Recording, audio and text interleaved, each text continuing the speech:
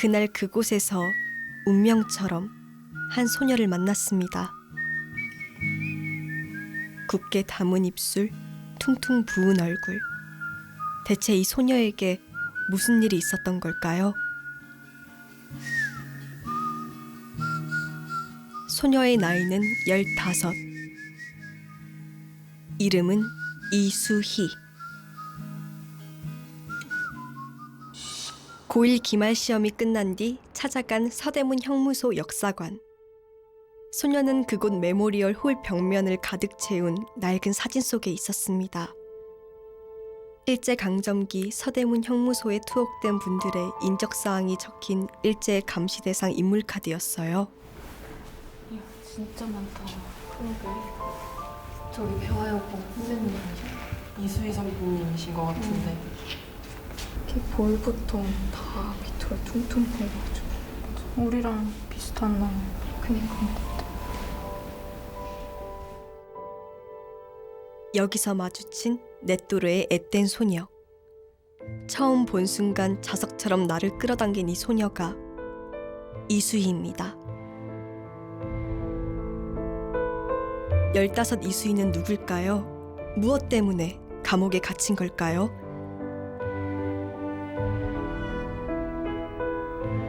나는 진심으로 알고 싶었습니다. 100년 전 이수희와 오늘을 살아가는 2019년의 나.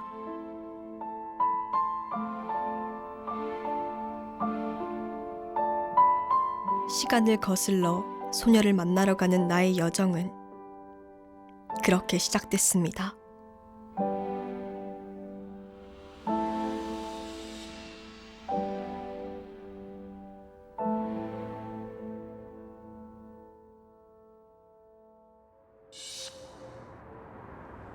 서울 한복판.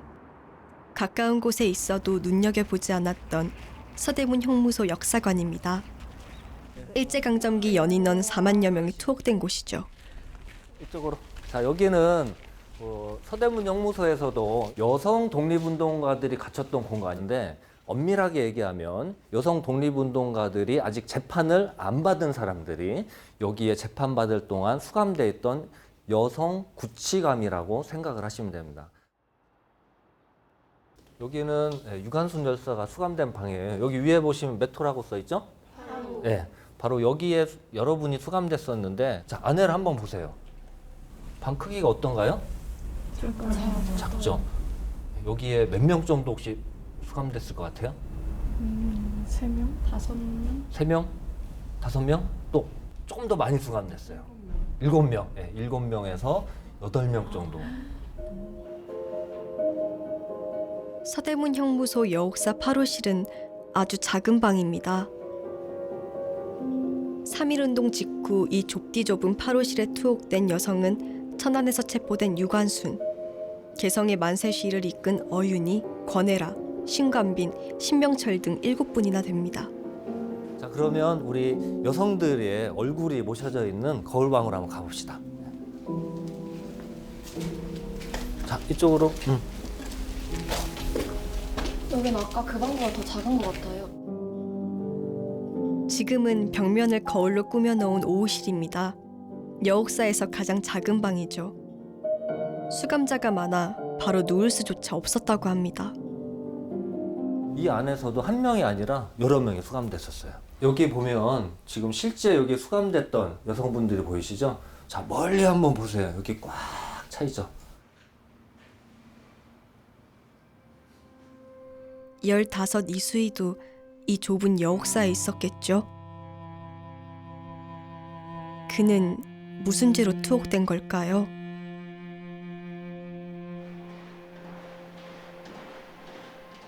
소녀의 사진이 세상에 나온 건 1989년이다.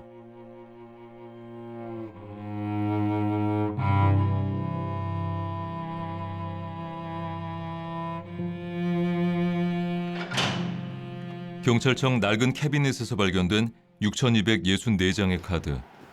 먼지를 뽀얗게 쓴 채로 기적처럼 발견된 카드는 일제강점기에 투옥된 독립운동가들의 인적사항이 기록된 일제의 감시 대상 인물 카드였다. 당시에는 총 7만 5천 매 이상 제작되었던 것으로 추정이 되는데 현재 저희한테 이관되어 있는 것은 6,264장입니다. 보존 처리를 거치자 어둠 속에 묻혔던 6천여 명의 숨결이 되살아났다. 그 속엔 도산 안창호, 유관순 같은 널리 알려진 독립운동가도 있지만 보안법 위반으로 체포된 청년 강윤옥, 동네 사람들과 독립만세를 부른 식당 주인 김관신 등 대부분 평범한 사람들이었다. 이분은 우정씨라는 분의 인물 카드입니다. 앞면을 보시면 이름, 나이, 또 신장, 신체적인 특징, 지문 번호 이런 사항들을 기재하는 란이 위에 있고요. 그리고 뒤로 넘기시면 우측에 본적 출생지, 주소 등의 정보가 있고 그 왼쪽으로 수형 사항이라고 해서 죄명이 뭐고 이분은 보안법 위반으로 나와 있습니다. 우정 씨는 1919년 3월 만세운동을 하다 체포돼 서대문 형무소에서 형을 살았다. 평범한 농부가 만세를 불렀다는 이유 때문에 보안법 위반으로 투옥된 것이다. 카드를 제작한 목적은 현장에서 그 당시 독립운동가들 그들 입장에서 보면 일종의 정치범이 되겠죠. 그분들을 사전에 시찰하고 감시하고 또 검거하는 데 활용하기 위해서 이제 만든 거고, 우리 입장에서 보면 그 당시 활약했던 많은 독립운동가들의 아주 중요한 신상 정보가 담겨 있기 때문에 독립운동사 연구 혹은 사회운동사 연구에 굉장히 중요한 기초 사료라고 할 수가 있겠습니다. 너무나 평범해서 잊힌 수천 명의 독립운동가들이 일제 감시 대상 인물 카드를 통해 세상에 나왔다. 이수희도 그 속에 있었다. 이수희는 1904년 10월 21일생입니다. 주소는 경기도 경성부 배화여학교 기숙사. 그러니까 이 소녀가 까마득한 나의 배화여고 선배라는 얘긴데요.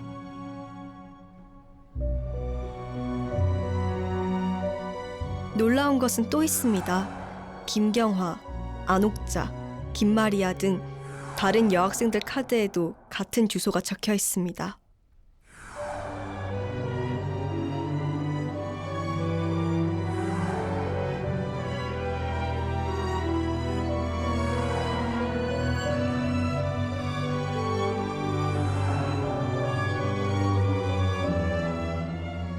당시 이수희와 함께 서대문 형무소에 투옥된 배화여학교 학생은 24명. 죄명은 모두 보안법 위반입니다.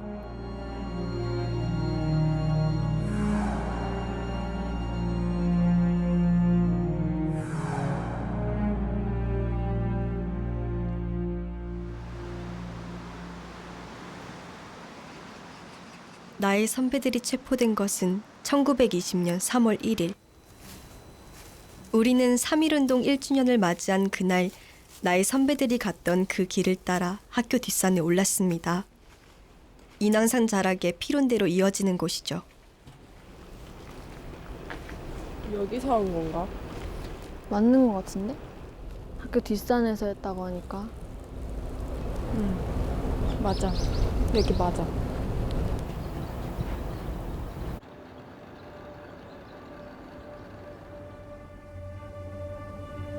그날 이곳에서 3.1운동 1주년 만세 시위가 있었는데 2명의 학생이 주도했습니다.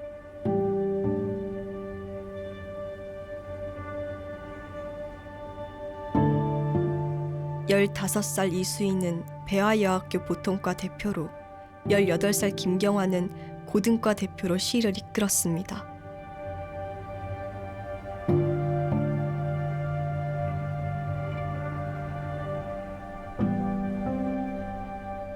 시위 준비는 한밤중 극비리에 진행됐습니다. 동이 트고 날이 밝자 김경화와 이수희가 앞장서 기숙사 문을 나섰죠. 두 사람이 먼저 빨래를 넣는 척하며 학교 뒷산에 올랐고 그것을 신호로 40여 명의 학생들이 태극기를 들고 모여들었어요. 3.1운동 1주년을 맞아 삼엄한 경기를 펼치던 일경은 곧바로 출동해 시위대를 포위했고 여기서 24명의 여학생이 체포되어 서대문 형무소에 수감된 것입니다. 학교 뒷산에 올라 만세를 불렀을 뿐인데 일제는 무엇이 두려워 여학생들을 감옥에 가두기까지 한 걸까요? 학교 뒷산에 남아있을 그날의 흔적들. 그 흔적을 따라가면 그 이유를 알 수 있을까요?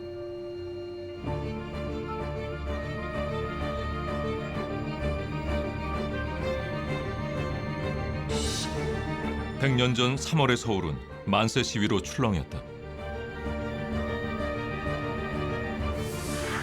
3월에서 5월까지 전국에서 만세운동이 일어난 횟수는 약 1,500회. 참가자가 200만 명에 달했다. 당시 조선의 총 인구는 약 2천만 명. 인구의 10분의 1이 거리로 나선 것이다. 그 만세운동에 참여한 선배님들이 이쪽 담장을 뛰어넘어서 길 건너 탑골공원으로도 가시고 또 이 골목으로 해서 종로로 나가셔서 남대문까지 가지 않으셨을까 그렇게 생각이 됩니다. 여기가 아주 중요한 자리인데 이렇게 길이 돼버렸네요. 3.1운동 당시 이곳에 정신여학교가 있었다. 그때의 모습을 지켜본 회화나무 한 그루와 붉은 벽돌 건물. 학교 측에서 시위 참가를 막기 위해 교문을 걸어 잠그자 학생들은 기숙사 창문에서 뛰어내린 뒤 담을 넘어서 시위에 참여했다. 1919년 소녀들의 3월은 그렇게 시작됐다. 당시 총독부가 운영하던 경기여고도 예외가 아니었다.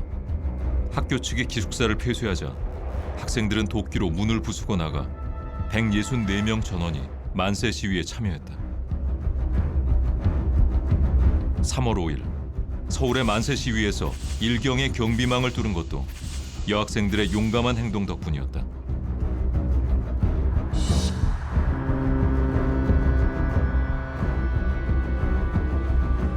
부산에서 만세 시위가 일어난 건 3월 11일. 그날 부산의 첫 시위를 주도한 것도 여학생들이었다.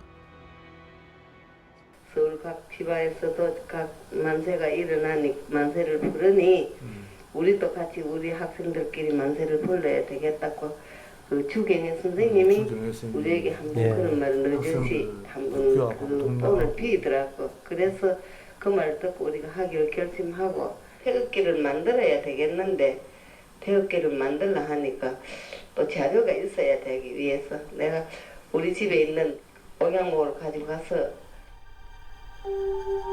일신여학교 김반수 학생의 증언에 따르면 서울의 3.1운동 소식이 전해지자 주경혜 선생과 학생들은 시위 준비에 들어갔다. 태극기를 만든 옥양목천은 김반수 학생의 혼숙감이었다. 원래는 남학생들도 참여하는 연합 시위로 계획됐으나 첫 시위에 나선 건 여학생들 뿐이었다.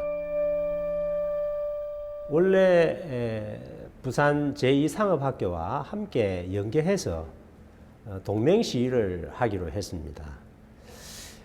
이러한 사실, 이러한 분위기를 눈치챈 일본 경찰은 부산 제2상업학교를 3월 10일자에 임시 휴교 조치가 내려지게 됩니다.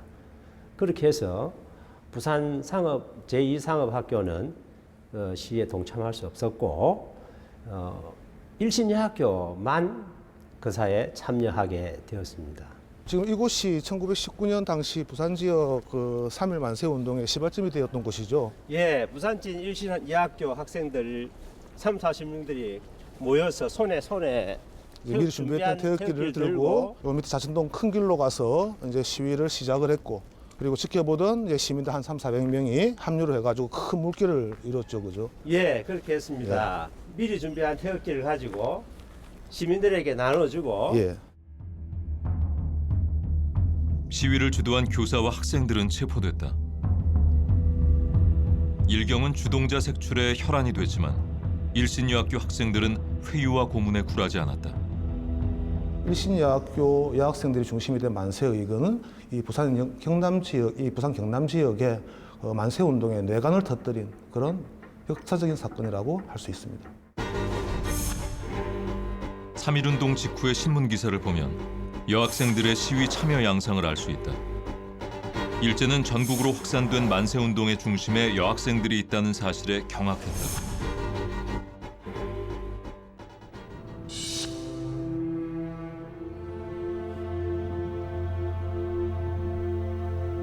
일제의 보복은 가혹했다. 1919년 7월에 발간된 이 보고서는 미국의 기독교연합 동양관계위원회에서 펴낸 것이다. The Korean Situation입니다. 한국 3.1운동의 실상을 가장 생생하게 보여주는 그런 보고서 기록입니다. 여기 보면 학생들이 시위 장면이 나타나고 있고, 그리고 특별히 여학생들이 시위에 참가하는 모습을 기록하고 있습니다.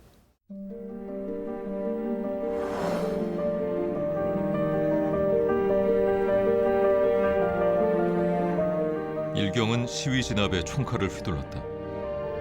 수백 명의 여학생들이 체포되고 부상당했다. 그러나 학생들은 어떤 폭력도 행사하지 않았다. 그들의 목표는 오직 하나, 두 손으로 대한독립 만세를 부르는 것뿐이었다.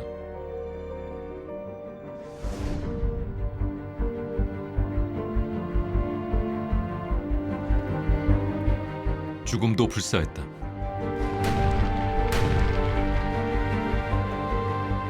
3.1 독립운동으로 역사의 전면에 등장한 여학생들은 더 이상 예전의 그들이 아니었다. 여자라고 하면은 사실 남성들 위주의 그 권위주의 사회에서 늘 소외되거나, 그리고 뒤로 밀려 있었던 그 주역보다는 조연의 역할에 있었는데, 3.1운동을 통해서 처음으로 여성이라는 그 한계를 극복을 하고 조연이 아닌 주역의 한 사람으로서 당당하게 나섰다는 점은 아주 높이 평가를 해야 되겠죠. 민족의 독립 앞에, 자유를 위한 투쟁 앞에서는 남녀의 구분은 있을 수가 없다라는 것을 이 학생들의 참여를 통해서 적극 보여주었습니다.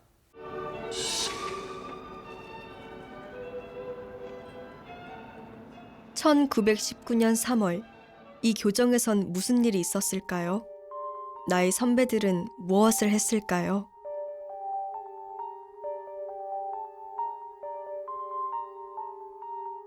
태극기를 들고 뒷산에 올라 만세를 불렀을까요? 아니면 굳게 닫힌 기숙사 문을 뚫고 나와 탑골공원으로 서울역으로 달려갔을까요? 사실 3월 1일 며칠 앞두고서 학생 대표인 김정혜 이런 이제 학생들이 은밀하게 이제 거사 준비를 했었대. 그래가지고 독립선언문을 어떻게 배포를 했냐면 기숙사 그 뒤에 철조망이 있는데 그 철조망을 갖다가 뚫고 밤에 나가서 원래 뿌린 거 이제 시내에다가 갖다 뿌리기도 하고 대문에다 이렇게 넣기도 하고. 그렇게까지 준비했는데 왜 3월 1일에 고사에 참여를 못했어요? 학교 수업이 사실 일찍 끝나고서 학생들은 나가려고 했었는데 그것을 갖다 낌새를 알아챈 일본 경찰들이 갑자기 나타나가지고 주모 학생들을 갑자기 찾기 시작을 한 거야.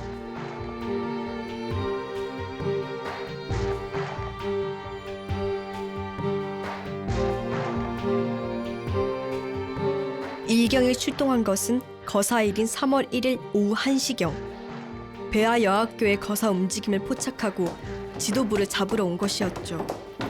다행히 지도부 학생들은 가까스로 몸을 피했지만 3월 10일 전국에 휴교령이 내려지고 학교는 폐쇄됩니다. 그러나 휴교령도 만세운동을 잠재우지 못합니다. 오히려 여학생들의 만세운동은 약속이라도 한 듯 전국으로 퍼져나갔습니다. 어떻게 조직적으로 확산된 걸까요?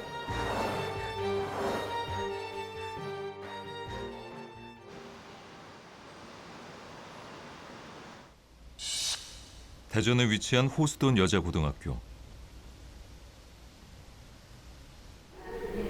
이 학교는 일제강점기 개성시에 있었던 호수돈 여학교를 그 전신으로 한다. 여기 사진을 보면 그 옛날에 선배들의 모습이 보이거든. 이분들이 너희랑 같은 또래 나이고 이분들이 3.1운동을 하셨던 분들이래. 이 정도 나이에 대분들. 3.1운동을 맞이해서 이런 비밀 결사대 이런 것도 조직을 했었대.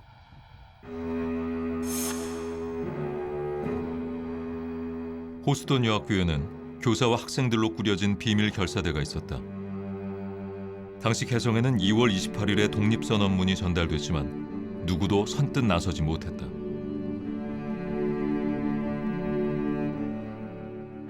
그때 호수돈 비밀 결사대가 이 사실을 알고 전면에 나서면서 개성의 만세 시위가 조직됐다. 여학생들의 비밀 결사대 그리고 여학생들의 움직임은 한 지역에만 머물지 않고 전국적인 양상을 띠고 있었고 3월 1일부터 4월 27일까지 전국에서 전개된 여학생들의 만세운동의 그 궤적들을 보면 말 그대로 전국적이었습니다.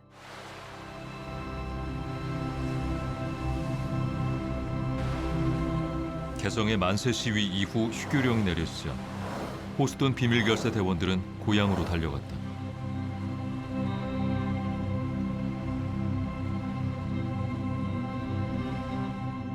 대포항에서 그 외경들이 일본 경찰들이 의심나는 사람한테 샅샅이 조사했는데 우리 조화벽 지사는 우리 야행 경찰서장이 직접 신문을 하게 돼서 경찰서장실로 이제 끌려가서 이제 조사를 했는데 다행히도 우리 조화벽 지사가 갖고 온 그 버선 속에 감추고 온 그 독립선언서와 태극기는 발각되지 않았습니다.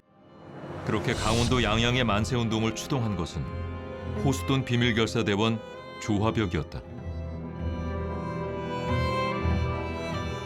나의 선배 김경화의 고향도 강원도 양양입니다. 배아여학교의 3.1운동 1주년 시위를 주도한 김경화 선배의 본적은 강원도 양양군 강연면 광성리 83번지.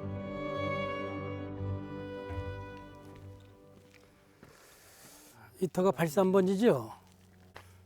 그게 경작을 하고 있네. 집은 없고. 그러니까 옛날에 이거 집 짓을 때는 저거 없으니까 이거 다 산이니까 터가 아주 부잣집 터인 것 같아요. 글쎄 아주 터가 앞이 확 턴 게 아주. 예. 3.1운동으로부터 100년 양양 최고의 부잣집으로 알려진 김경화 선배의 집터는 농경지로 바뀌었습니다. 아유, 회장님 반갑습니다. 어서 오세요. 저희 이제 그 본가가 여기입니다. 그렇지. 네, 그런데 이제 이 터에 제가 이제 어릴 때부터 여기 일대를 전부 여기도 묘가 있고 여기도 있고 저쪽 주위도 다 여기 우리 집 땅들인데 옛날에는 뭐 여기 누워도 내 땅 저기 누워도 내 땅일 정도로 부자였다고 그래요.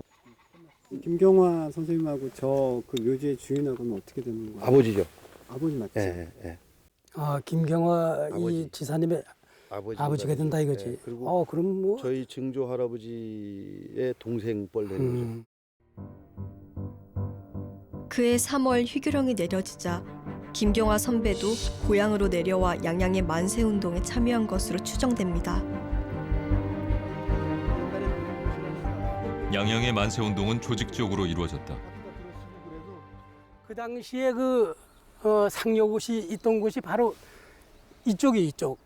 그러니까 모든 사람들이 무서워하고 여기를 기피하는데 여기서 하면 3.1운동 하는데 태극기를 만드는 데는 아주 비밀을 지키는 데는 아주 최적합지다.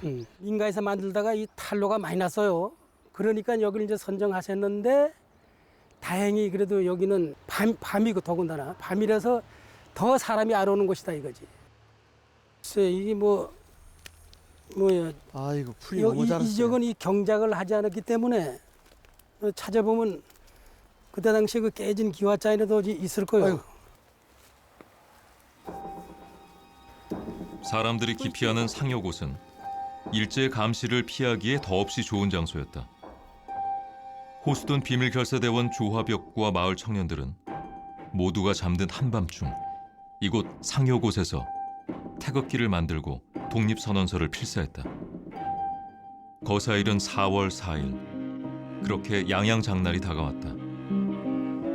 시위에 참여한 사람은 400여 명. 장터에 독립선언서가 뿌려졌다. 이것을 신호로 울려 퍼진 양양의 만세운동은 영동 지역에서 가장 큰 규모로 전개됐다. 호수돈 여학교 비밀결사대원 조화벽이 품고 온 만세운동이 거대한 항일투쟁의 불길로 번져나간 것이다. 3.1운동의 조직적인 확산은 여학생 비밀결사대가 그 중심에 있었다. 휴교령을 내리지 않습니까? 이제 그들은 이제 그렇게 하게 되면 이제 잠잠할 줄 알았지요. 그런데 오히려 그 학생들이 휴교령 내림으로 인해서 이제 고향을 이제 찾아가게 되는데 오히려 그런 만세 운동이 전국적으로 확산되는 그러한 그 계기가 되지 않는가. 이제야 조금씩 드러나기 시작한 여학생들의 3.1 만세운동.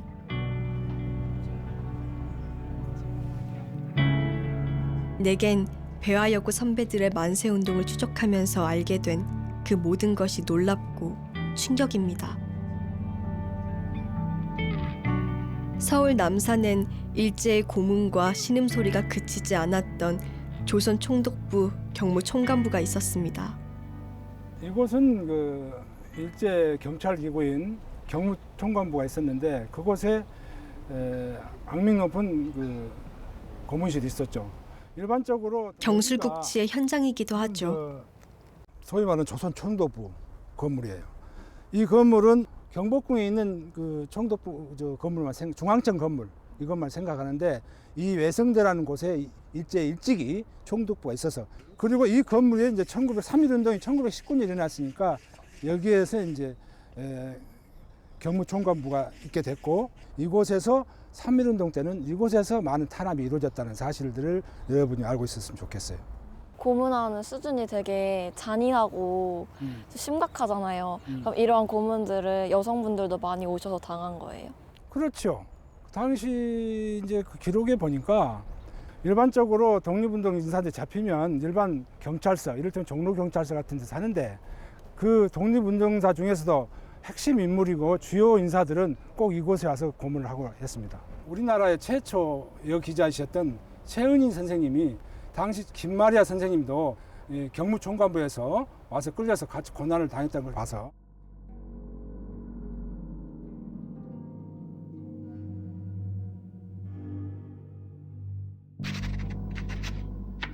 남산의 조선총독부 경무총감부는 일제강점기 무단 통치의 본부 역할을 하던 곳입니다. 3.1운동 당시 주무장급으로 분류된 사람들은 이곳 경무총감부로 끌려왔습니다.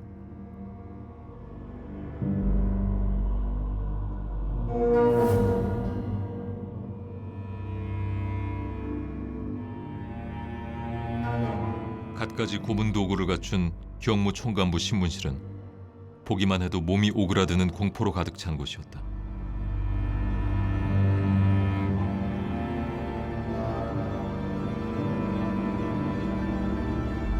배후를 캐내려고 혈안이 된 일본 형사들에게 여학생이라고 해서 고문의 예외는 없었다.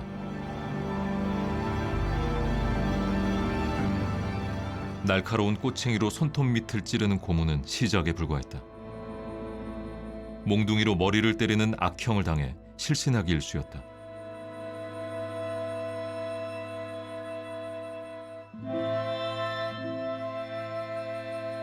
경기여고보 시위를 주도한 최은희 학생과 정신여학교 김마리아 선생도 이곳으로 끌려와 만신창이가 되었다.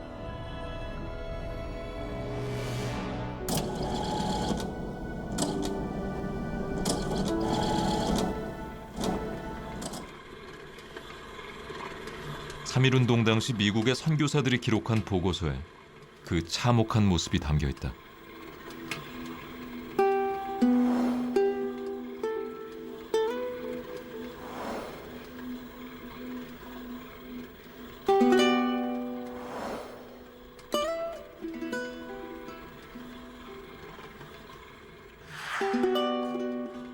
일제는 송고문도 서슴지 않았다.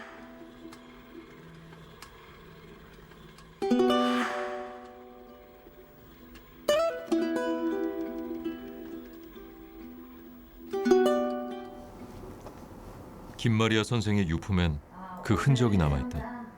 교회가 뽑기도 잘하고 참 저 뭐냐 아주 모습이 잘 웃어요. 선생님께서 잘 웃으셨어요. 그럼 잘 웃었지. 그의 임종을 지킨 수양딸 배학복 씨가 간직해온 옷 한 벌. 김마리아 선생이 눈을 감기 전까지 입었던 특별한 한복이다. 그게 이거를 이게 차이가 나네요. 이게 여기 동정에 맞춰서 이렇게 보면은 이 도련이 이렇게 이만큼 차이가 나니까 우리 김마리아 선생님은 이렇게 해서 딱 보니까 동정에 맞춰 놓으면요 이만큼 차이가 나는 거예요. 그러니까 오른쪽 가슴하고 왼쪽 가슴하고 예 보름이 훨씬 다르다는 거죠. 네. 배학복 씨가 그 선생님의 저 신체를 보고 재가지고 보니까 한쪽 가슴이 없더라는 거예요. 일본 형사들한테 고문당할 때 정말 그 인두로 한쪽 가슴을 찢었기 때문에 타서 없어졌다는 거예요. 그냥 오그라져서. 고문 후유증이 남긴 김마리아의 저고리는 특이한 모양이다. 다른 저고리와 달리 일제의 고문으로 한쪽 가슴을 잃은 그의 저고리는 안섭과 겉섭의 길이가 확연히 차이가 난다. 자기는 이 몸이 성고문을 당해서 유방 하나도 없고 이 아래에도 다 찢었대. 난 대한민국 같은 나라 난 결혼 안 한다 이렇게 넘기셨다는 거예요. 그냥 조금만 일생을 따라다닌 고문 후유증. 그러나 그 참혹한 상흔도 그의 독립의지를 꺾지 못했습니다. 야 그런데 어떻게 그런 고문을 견뎠을까? 나는 진짜 상상조차 안 돼. 그러니까 그런 고문 같은 거를 못 견뎌가지고 뭐 이광수라든지 최는손이라든지 그런 사람들도 다 나중에 변절하고 그랬는데 대단한 거. 우리는 3.1운동에 참여한 많은 사람들이 일제의 고문과 회유에 넘어간 사실을 알고 있습니다. 그러나 일제의 야만적인 고문에 굴하지 않은 여성도 많습니다. 무엇이 그들을 일제의 서슬에 맞서게 한 걸까요? 무엇이 그들을 강건한 독립투사로 만든 걸까요?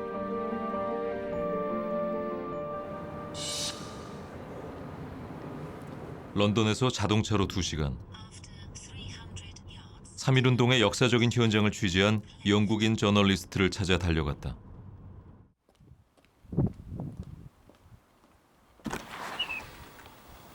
Hello, Naomi. Nice to meet you. Thank you for inviting. 이 집의 주인은 프레더릭 아서 맥켄지의 직계 후손이다. Thank you. So this is the lounge. Yeah, this is our living room, and as you can see, there's a lovely chest from Korea here, which he brought back from Korea with him.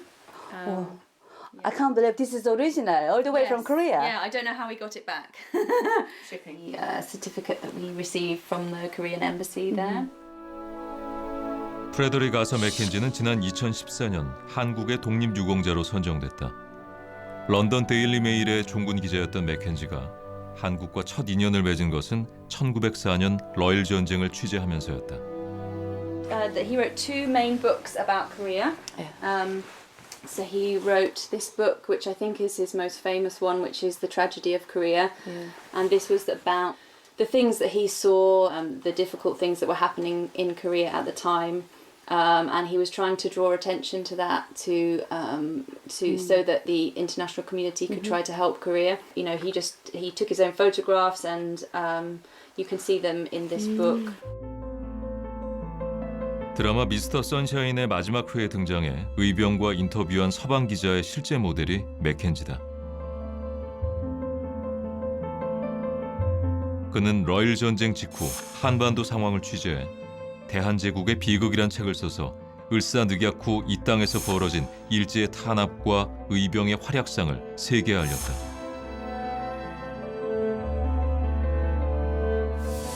그는 1919년 다시 한국을 찾았다. 한국인의 독립 의지를 알리며 세계의 지원을 촉구한 자유를 위한 한국인의 투쟁은 그때 3.1운동 현장을 취재한 것이다. later on wrote this book, Korea's Fight for Freedom. And again, this was about the struggle of the Korean people and how the Koreans kind of came through that. The peaceful uprising of the people of Korea against Japan in the spring of 1919 came as a world surprise. Here was a nation that had been ticketed and docketed by world statesmen as degenerate and cowardly, revealing heroism of a very high order. 맥켄지는 이 책에서 10대 소녀들의 독립운동을 별도의 챕터로 구성했다. 그는 소녀들과 여성의 참여를 가장 극적인 장면으로 꼽았다.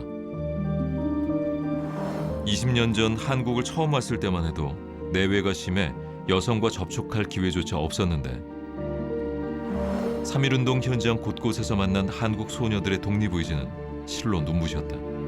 And he wrote about what girls had done and how some of them had been beaten and how some of them fought and suffered for the fighting that they did. He fought for good intentions between nations and for justice and to report the truth.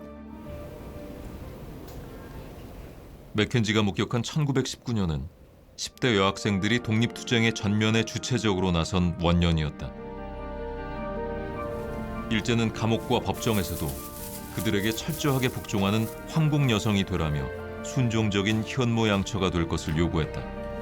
그러나 여학생들은 당당한 주체로 맞섰다.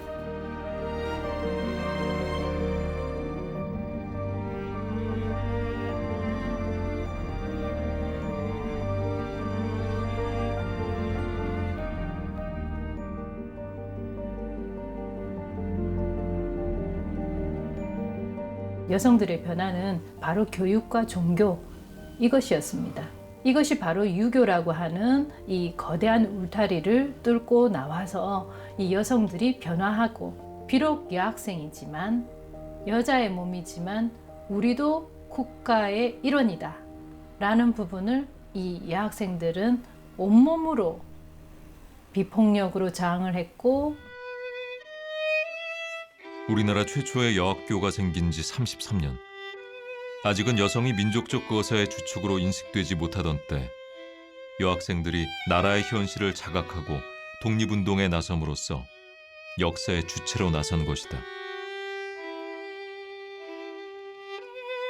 여학생들의 등장은 3.1 만세운동을 확산시키는 기폭제가 됐다.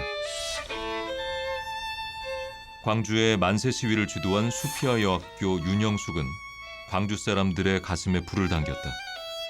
그의 처절한 절규는 머뭇거리고 있던 평범한 사람들까지 성난 시위대로 바꿔놓았다. 수피아 학교에서는 이제 뭐 공부도 잘하고 반장을 계속했다 그러고 연극을 해도 항상 그 앞장서서 연극의 주인공을 하고 이제 그렇게 하시다가 이제 그 3월 10일 날 만세운동 사건이 벌어지고. 수피아 여학교 2학년 윤형숙은 겁도 없이 학생들을 이끌고 군중의 맨 앞에서 태극기를 흔들며 시위대를 이끌었다. 우체국 앞을 지날 때였다. 일본 헌병이 총을 쏘며 막아섰다. 시위대는 동요하지 않았다. 그때 일본 기마 헌병이 칼을 휘두르며 선두의 윤형숙에게 돌진했다. 그 칼에 윤형숙의 왼팔 일부가 잘려나갔다. 피가 철철 흐르는 참변을 당하고도 윤형숙은 물러서지 않았고 그 처절한 몸짓에 시위대는 성난 파도가 되어 요동친 것이다. 여학생이 순검에 이렇게 부상을 당하는 모습을 보고 얼마나 많은 사람들이 흥분을 했겠어요. 피는 낭자하게 이제 나왔을 거 아니에요. 이제 그러다 보니까 많은 사람들이 모여지게 되고 옆에 있는 시민들이나 군중들이 당연히 같이 대한독립만세를 외칠 수밖에 없는 거죠. 3.1운동의 물결이 휩쓸고 간 자리는 전과 같지 않았습니다. 이 땅의 곳곳에 스며든 독립의 열망은 국내외로 퍼져나가 독립운동의 거대한 물결을 이루었어요. 여성, 소녀, 투쟁에서 희생하고 순국했다. 영국 정보국 극동지부는 한국의 젊은 여성들이 열렬한 반일 운동을 시작했다고 타전했고 인도의 독립운동가 네루는 딸에게 보낸 옥중 편지에서 한국 소녀들의 독립운동을 이렇게 칭송했는데 놀랍지 않습니까?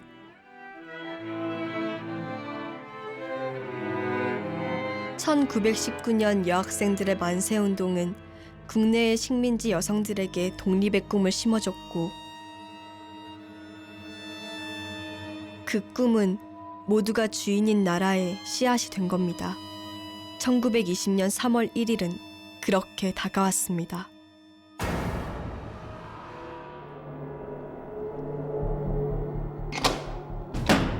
(3.1) 만세운동 1주년을 맞이한 그날 오후 서대문 형무소 여옥사에서 만세 시위가 시작됐다. 시위는 삽시간에 형무소 전체로 퍼져나갔다.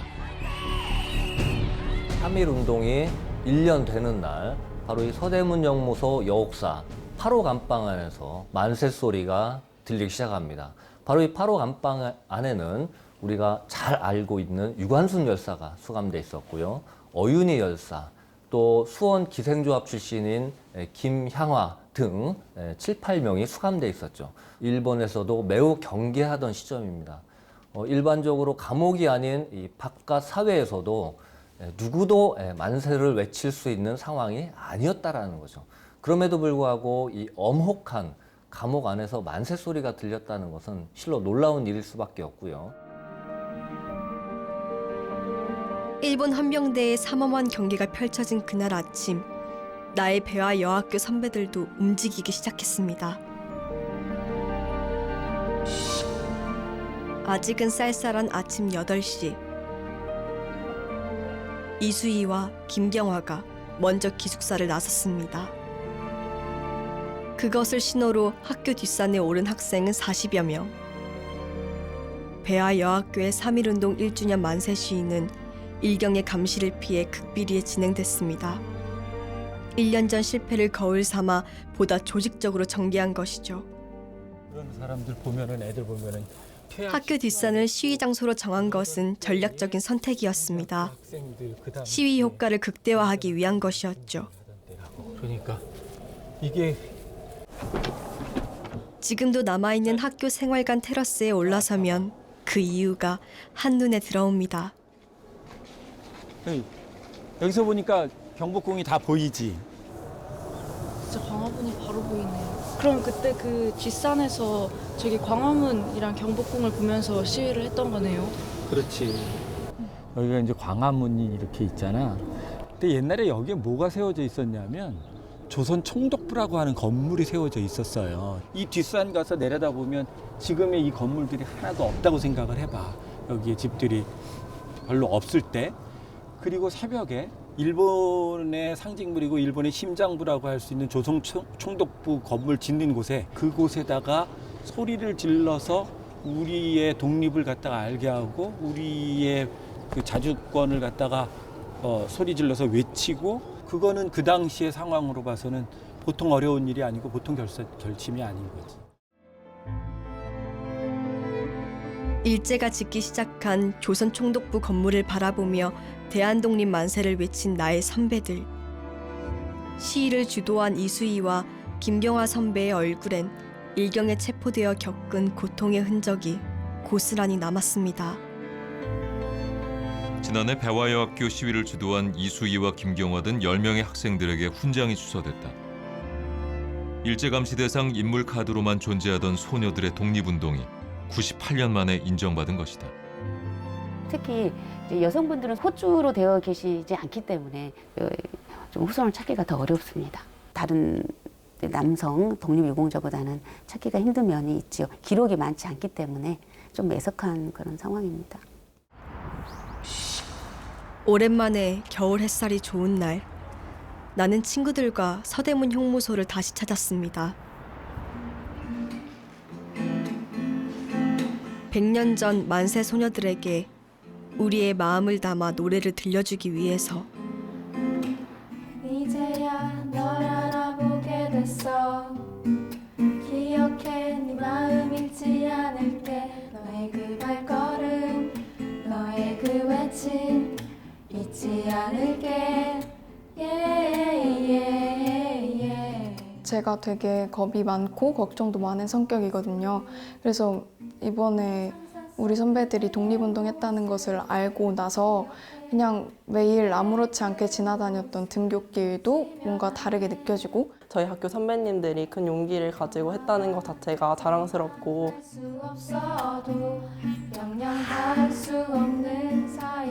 선배님들을 알게 되면서 전에는 보이지 않았던 것들이 이제 보이기 시작합니다.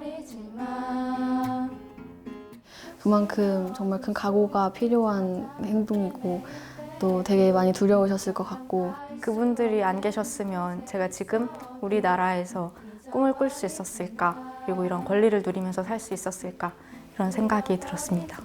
당신들의 용기와 당당함, 그 정신을 이어받아 앞으로의 100년은 우리가 더 정의롭고 행복한 대한민국으로 만들어 나가겠습니다. 우리 역사의 진정한 주인공이신 선배님들의 은혜 영원히 잊지 않고 기억하겠습니다. 잊지 말아줘 우릴 당신의 큰 발걸음 이제 우리가 가겠습니다. 지나도